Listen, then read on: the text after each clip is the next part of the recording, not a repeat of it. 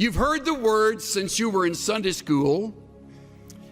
You have heard these professors remind you of them both in words of warning as well as words of encouragement, and maybe even a few testimonies.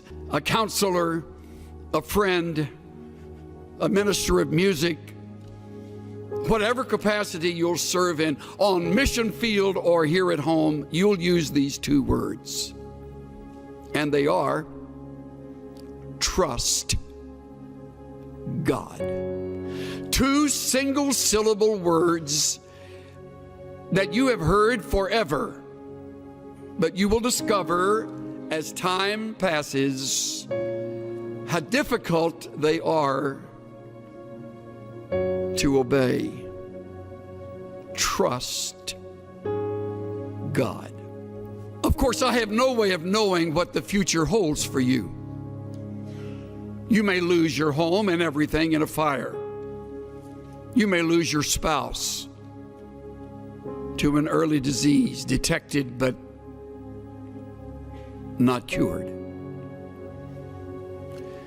You may lose your dreams, your hopes. You may lose a relationship that you have cultivated over the years.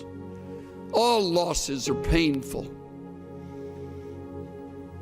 And you will be brought back over and over again to the words of Proverbs chapter 3, verses 5 and 6. I know.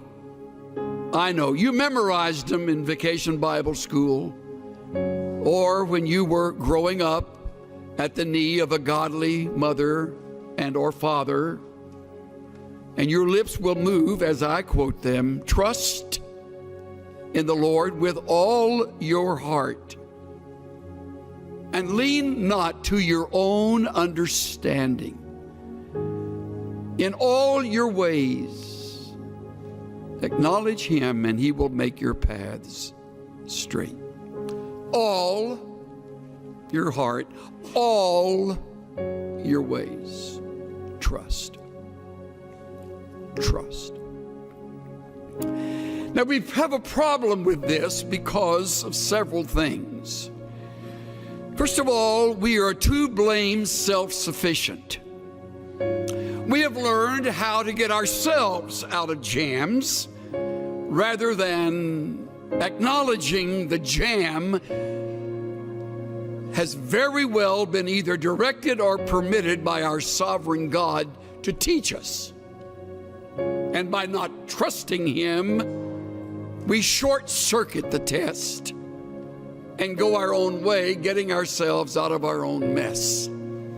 We're too self-sufficient. Another reason we fail this test is because we're too quick to call on others. We have a lot of very capable friends. As life unfolds and you leave this school and you're involved in your church, your work of ministry, your realm of responsibility, you'll meet other people. Many of them much smarter than you are. Most of them richer than you are. Better connected than you are. And some of them will become good friends. And they will become your crutch. They have connections.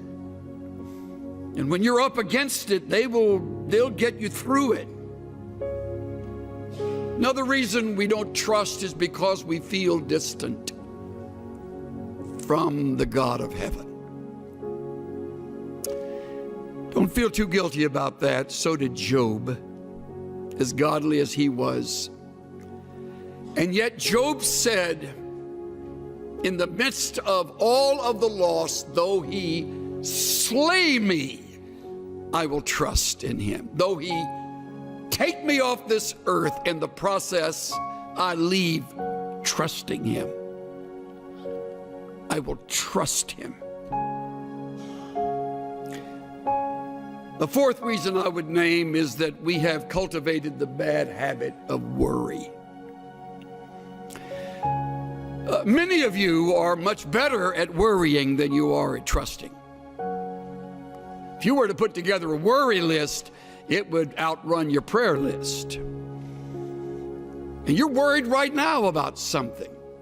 Most likely, it's related to something about your schoolwork, some course, some class, some test, or maybe your finances.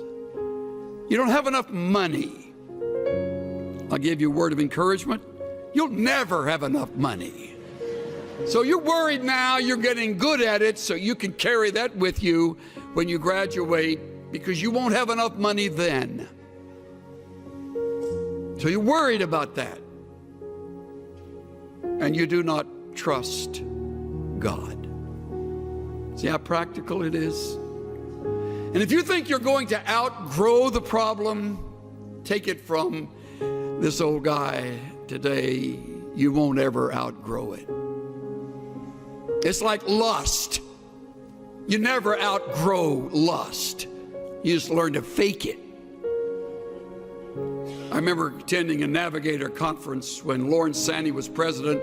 We were at Glen Erie, and they had a returned missionary, I think an 87, 88-year-old gentleman who Lauren brought up to the platform, and he was a longtime navigator. And Lauren said, "Tell me, Dr. So-and-so, when did you conquer lust?" The old man said, "Well, Lauren, hasn't happened yet." You'll never conquer worry. It's part of the flesh.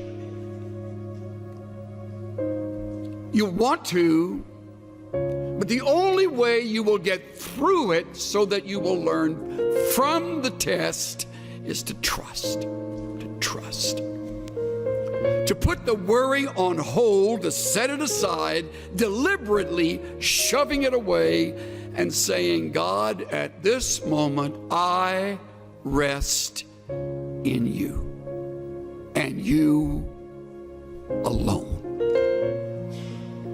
If you're married, God, help my spouse and me to trust you, to lean on you, to wait on you, to listen to you, to endure the test with you. I put together a quick list of things that reveal how little we trust.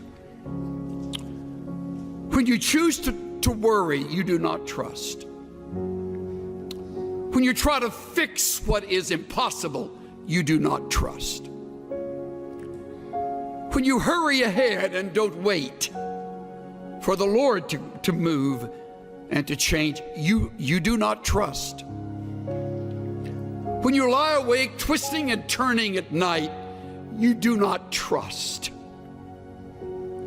When you doubt biblical principles and promises that are right here in the book you love and study, you do not trust.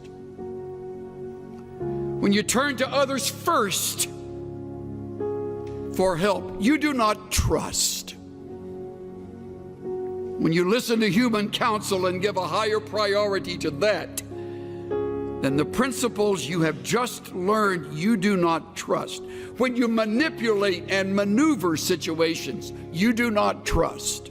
When you step in and take charge without praying and being led by the Spirit of God, you do not trust.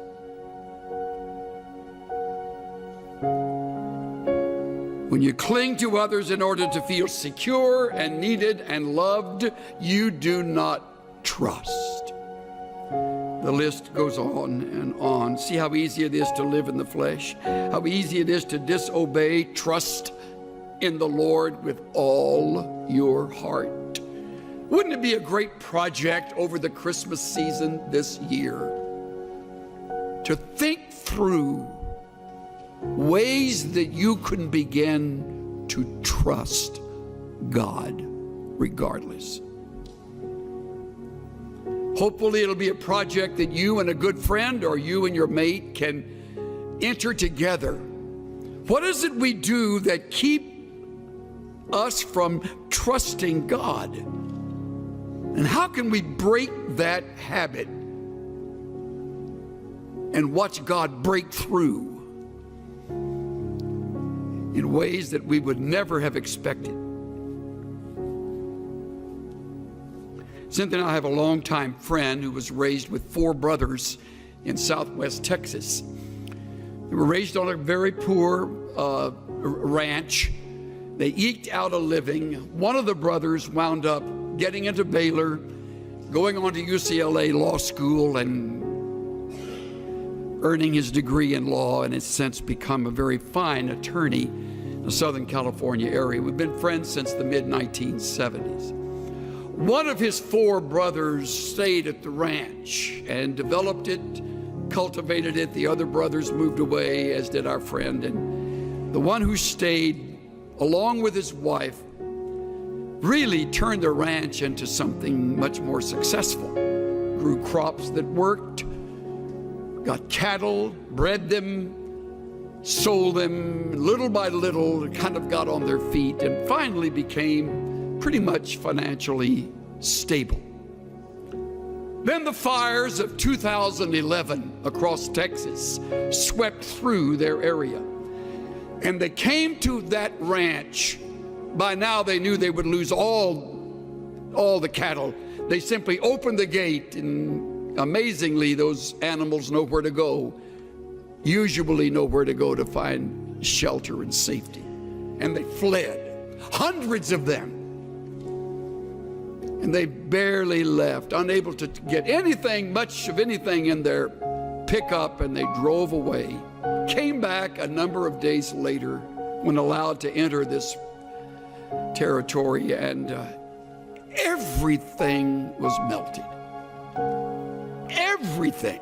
Even the metal roof on the shed, on the barn, had melted down and sort of peeled its way over, and what it landed on, it kind of was that metal profile. As everything is lost, all possessions, all pictures, thankfully no lives. Strangely, the cattle got back and were clustered around in a herd around an enormous oak tree, and they were able to get them back. Of course, the fence had burned, so that has to be rebuilt. And they said to one another, we realized at that moment our faith would either kick into action or we would move far away from the God we had loved and served. They chose the former. They determined they would rebuild. They're in the process right now. Living with a brother, putting house and home back together, having lost it all. And the Lord taught me through my shameful response, He'll win this battle. Trust Him. Trust me. Trust God. Just to rest upon His promises. Just to know, thus saith the Lord. Trust God.